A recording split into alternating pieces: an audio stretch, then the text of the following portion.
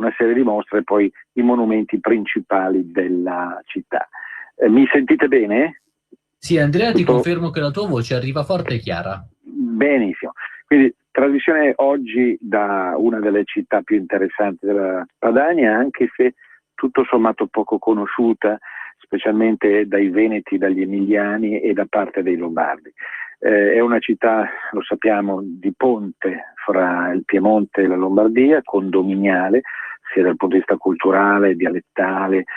espressivo, creativo, oserei dire filosofico come visione del mondo. Naturalmente la scelta è caduta questa volta su Novara per tantissimi motivi e anche e soprattutto perché è in corso una mostra, in principio quanto mai interessante, che coniuga scienza, storia, cultura, arte, filosofia, eccetera, un po' secondo la linea privilegiata di Arte Nord, che tra le altre cose, vi avviso, sta costruendo un sito, poi vi darò la data di inizio ufficiale, un sito web dove ci sarà una galleria, uso questo termine perché lo sfondo artistico in realtà ci sarà una sorta di diorama culturale su tantissime materie e argomenti, con critica teatrale, cinematografica compresa, naturalmente partendo dalla letteratura, dalla cultura in senso lato padana, che noi chiamiamo padana, ma che poi naturalmente è in grado anche di ospitare come sito altre culture nella misura in cui si identifichino come identitarie. La cultura, meravigliosa cultura ausonica, la cultura del nord Europa naturalmente, eccetera, eccetera. La mostra in principio che attualmente stiamo visitando è ospitata nel Broletto, uno dei genius loci proprio più famosi della città di Novara. Peraltro la visita della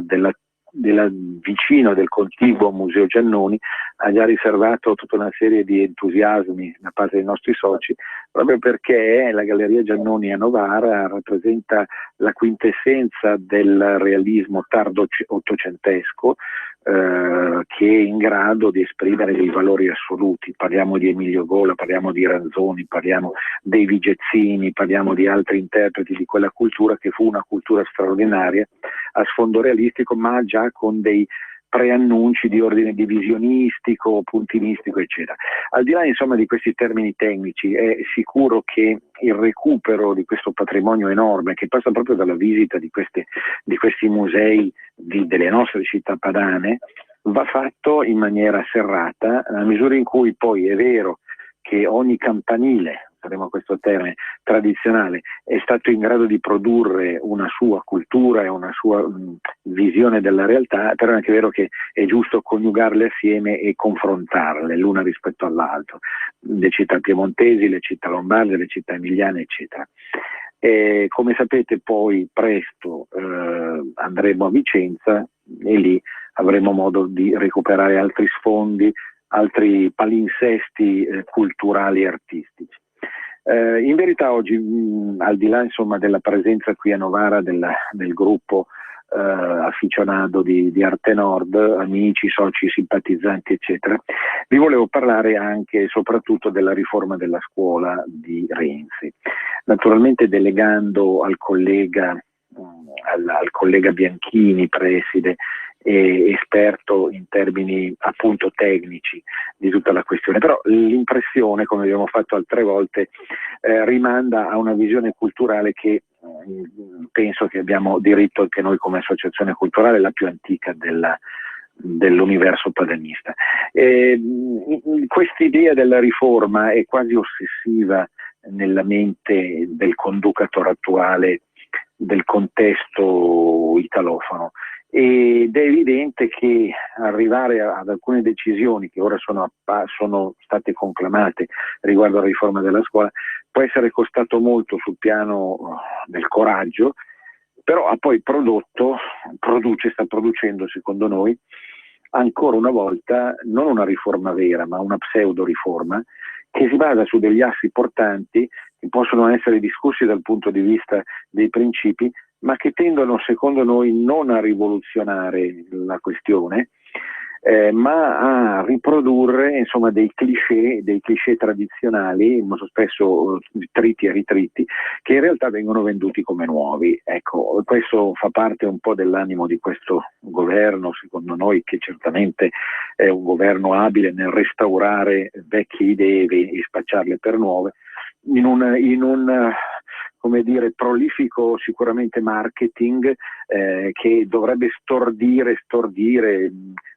sorprendere, inebetire tutti gli abitanti della Repubblica. In realtà se si va dietro a vedere la vernice, ecco, troviamo delle cose appunto che non sono particolarmente gradevoli. Naturalmente sul piano dell'approccio del Jobs Act oppure di altre diciamo prospettive lavorative, l'ingresso massiccio dei precari all'interno dell'universo scolastico dopo anni epocali, insomma biblici di attesa, non può che sembrare effettivamente una soluzione che riesce ad accontentare in tanti. Questo naturalmente di primo acchito, però sappiamo che si verrà a creare nell'attuazione di questa faraonica riforma, si verrà a creare sicuramente una situazione di attrito e di tensione fra quelli che sono i docenti, soprattutto nelle medie inferiori e superiori, i docenti più anziani che erano partiti con dei metodi, con una mentalità, con un modo di essere, di fare, mi ci metto anch'io, sottoscritto, tanti anni fa, che evidentemente sono riusciti a portare avanti nel tempo con relativo successo, ma insomma con una certa convinzione, metodi, strutture e situazioni che evidentemente sono state anche superate nel tempo. E quindi i precari, specialmente i precari giovani che entrano nel mondo della scuola, porteranno come visione, come uso di strumenti, eccetera, eccetera, qualcosa che è sostanzialmente alternativo a tutto questo. Ne nasceranno zuffe e baruffe, secondo me, che non porteranno sicuramente poco di buono dal punto di vista proprio della didattica, della pedagogia, dell'uso metodologico dei sistemi di insegnamento, e in ogni parte tra l'altro dell'Italia, consci certamente che moltissimi rappresentanti dell'universo docente sono di origine centro-meridionale. La cosa non è di per sé da valutarsi negativamente, anche perché ho notato in tanti colleghi che non sono propriamente padani tanta buona volontà e quasi un'abnegazione eccessiva, se mi si permette. Può sembrare paradossale questo, detto da un padanista, però purtroppo in Italia, senza tante perifrasi, il fatto di sbattersi enormemente, molto spesso su delle idee che diventano anche difficilmente realizzabili avendo pochissimi strumenti a disposizione, per degli stipendi risibili, francamente risibili, è fuori luogo appunto perché rappresenterà con questo ingresso dei nuovi precari una massa di persone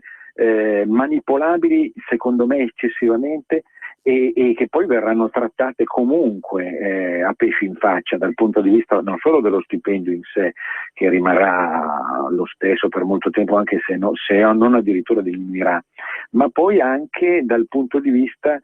di quelli, attenzione, questo entro nei gangli più pericolosi della riforma proposta da questo governo. Sto dicendo appunto che la meritocrazia, che poi è una vecchia idea berlusconiana, insomma, stabilire delle gerarchie fra docenti che si danno da fare di più e docenti che si fanno. Sapete che cosa si tradurrà? Si tradurrà nella definitiva affermazione di una visione culturale metapolitica di un certo genere, perché il che si faranno avanti, specialmente i più giovani, quelli che sono i più giovani ora e che stanno entrando, che sono da poco entrati nel mondo della scuola, che saranno disponibili a lavorare come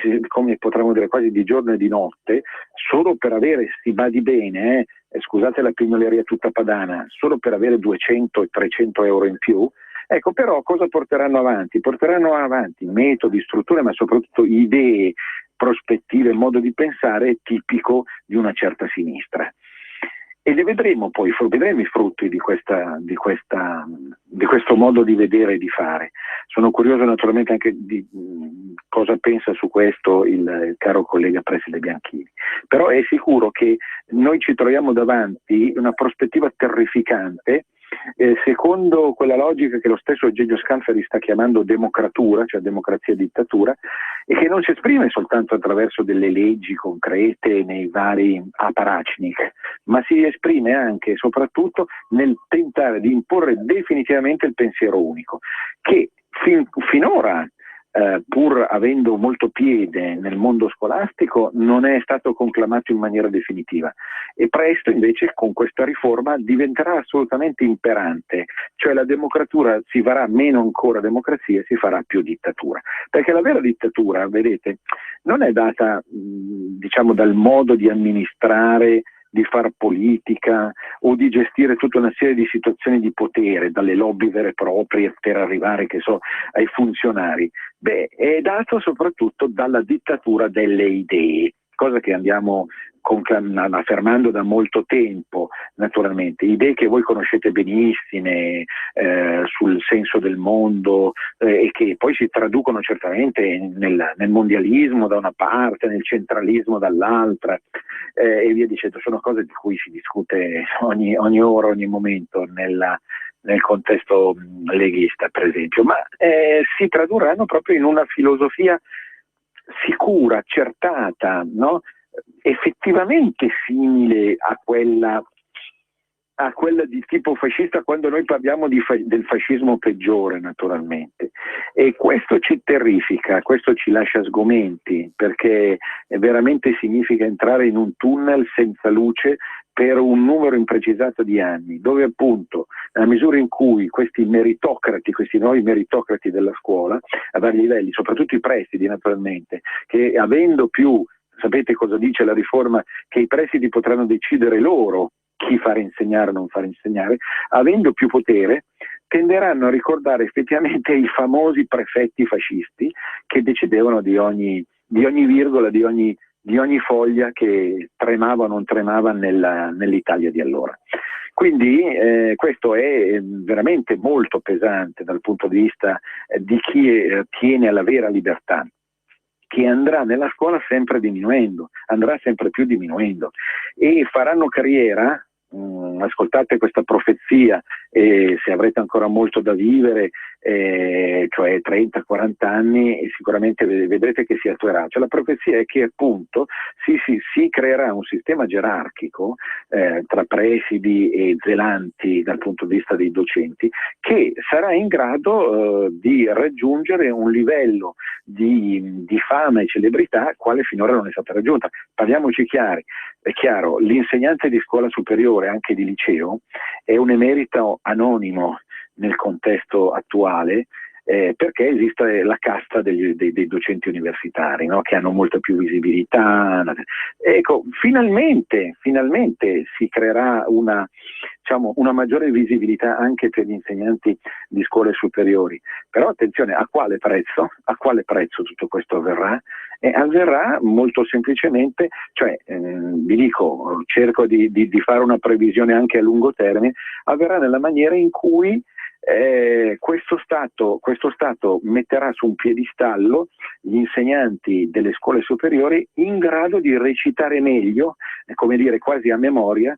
le figure di pensiero, la mentalità, il modo di essere, il modo di vivere che lascia la vostra immaginazione, no? Tipiche del mondialismo, per esempio attuale, del filo immigrazionismo, del filo arabismo, eccetera, e recitare meglio questa realtà. In una corsa al potere, un potere che diventerà mediatico sempre di più, viste le premesse della mediaticità di Renzi, che giustamente viene chiamato figlio di Berlusconi, ma fino al punto in cui evidentemente quelli che non accetteranno perché non vorranno lavorare così tanto, non la penseranno nella stessa maniera, saranno realmente emarginati, cioè costituiranno dei paria della scuola, dei paria della cultura, e saranno trattati non solo a pesci in faccia dal punto di vista economico, cioè in pratica si arriverà ad una differenza radicale, quale si sta sviluppando in tutto il mondo col mondialismo e la globalizzazione, una differenza radicale fra i poveri insegnanti, che sono quelli che evidentemente maturano dentro di sé idee e forme e finalità diverse da quelle che sono le istanze del potere, e i rappresentanti effettivamente ufficiali del potere stesso, che si arricchiranno sempre di più in mille maniere, indotto di varia natura, eccetera, eccetera. Saranno comunque una minoranza, perché il fondo cassa sarà sempre piuttosto limitato, ma appunto si creerà una nuova casta che non è più quella degli universitari, ma è quella appunto dei liceali, in grado appunto di fare da portavoce della maggioranza, della maggioranza di governo, insomma, di un mondo che è stato creato appositamente proprio per sostituire una vecchia classe dirigente oramai usurata, che per quanto avesse una serie di difetti notevoli, era ancora in grado di garantire un margine di libertà che non ci sarà assolutamente più. Quindi io penso appunto che ci sarà la possibilità di verificare quanto vado dicendo col passare degli anni. Per quanto riguarda i contenuti, ancora una volta invece, questa è la mia idea, per quanto riguarda i contenuti della riforma, ancora una volta, come è stato nelle ultime riforme, parliamo Gelmini, Berlinguer e gli altri, si arriverà semplicemente a sostituire vecchie discipline con nuove discipline, che in realtà sono la riesumazione di vecchie discipline, ma declinate con la nuova ideologia. Pensiamo al fatto che si voglia ripristinare la musica e la storia dell'arte. A prima vista applausi, naturalmente, no? Applausi a chi ha avuto questa bella idea. Naturalmente il ministro Giannini ci mette del suo, ma non penso che, come spesso è successo in questa Repubblica, il ministro dell'istruzione sia il solo responsabile di queste novità. Musica e storia dell'arte, certo che vanno ripristinate, perché l'esercizio al bello deve essere l'esercizio prioritario che caratterizza la meglio gioventù che cresce. Ma attenzione, quale musica e quale storia dell'arte? Perché qui dobbiamo intenderci, perché c'è un modo di insegnare arte, e quindi di insegnare, attenzione, arti figurative, architettura, disegno, pittura, scultura, di insegnare la letteratura, di insegnare il teatro e il cinema, che poi sono le materie che vi dico sono anche molto care ad Arte Nord, declinate in senso federalista, ma dico anche naturalmente insegnare la musica dal punto di vista non solo storico ma tecnico. Ecco, tutto questo richiede una preparazione specifica che verrà fatta all'uopo, ma che rimanderà inevitabilmente a quelli che sono i sacri principi di un certo tipo di sinistra, radical chic. È questo che ci addolora, è questo che ci rende molto tristi e che non fa sperare niente di buono appunto da quello che avanza, dal nuovo che avanza in un certo senso. Perché se vogliamo fare ancora un certo tipo di storia dell'arte a sfondo crociano, lo possiamo fare, ma torneremo semplicemente indietro di 50, 60, 70 anni. La riforma Gentile, che venne fatta 90 anni fa, assicurava tutta una serie di prototipi, di archetipi, no, dal punto di vista dell'insegnamento, in modo tale che ci fosse sempre garantita una certa adesione ai sacri principi. Ora, se ritornano quelli, ma non penso, comunque avremmo ancora la certezza di qualcosa che abbiamo già conosciuto, ma siccome saranno nuovi ed ispirati alla nuova mentalità, al nuovo modo di vedere il mondo da parte dell'attuale sinistra, ecco, includendo anche una certa visione per esempio della sessualità, ebbene, tutto questo ci preoccupa, questo ci porterà a una destabilizzazione notevole che non sappiamo fino a che punto effettivamente arriverà. Giustamente chi difende questa riforma dice che il mondo è cambiato, lo sappiamo, è molto cambiato nel bene e nel male, non si può rimanere indietro, c'è tutta una serie di spunti e di occasioni per. Finora, dal punto di vista dell'arte, cioè della critica d'arte, a parte qualche eccezione, della critica d'arte, letteratura, musica, eccetera, noi abbiamo visto tanta fuffa negli ultimi anni, nel senso che, vedete, il modo di vedere le mostre Cioè, noi oggi per esempio ci siamo preparati dal punto di vista non strettamente culturale, ma psicologico, ideografico, di sensibilità di umore a visitare le mostre di oggi. Ma le mostre hanno successo, quelle che hanno successo oggi come oggi, in senso puramente oleografico, nozionistico, tardo-nozionistico, post-nozionistico, e che quindi non servono effettivamente a formare per esempio i giovani che vanno effettivamente a vedere. Quindi stiamo attenti, perché il ripristino di un certo tipo di nozionismo, una forma oleografica che tende alla fine a privilegiare soltanto le firme, parliamo anche di artisti, pittori da una parte, musicisti dall'altra o quant'altro, maggiori, perché poi questo alla fine si tratta, o maggiori da un certo punto di vista, da un punto di vista appunto dell'ideologia radical marxista. Ecco, questo è veramente inaccettabile e io ho paura che si vada davvero a questa direzione, che non ci sia più possibilità d'uscita da questo punto di vista. Caro regista, quanto manca? Andrea, lo spazio effettivamente è terminato. È terminato. Ringraziamo la pazienza dei nostri ascoltatori, ribadiamo appunto lo sgomento rispetto a queste ultime novità del governo Renzi, perché riguardano la cultura e la dignità di tutti, specialmente dei padani, e rimandiamo a lunedì proprio per la trasmissione Cultura Padana. Venezia risorga, risorga Venezia, a risentirci presto.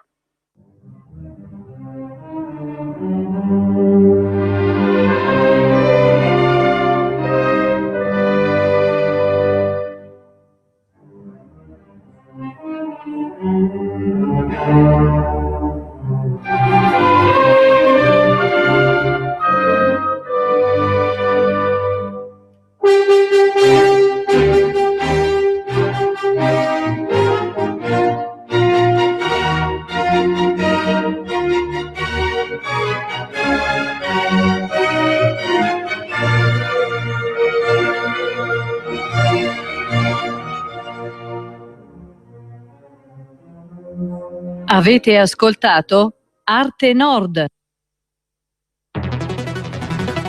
Sono Bill Wright, consulente riduzione costi. Abbiamo un problema. La nuova Polo costa come la vecchia, ma in più unica della categoria A.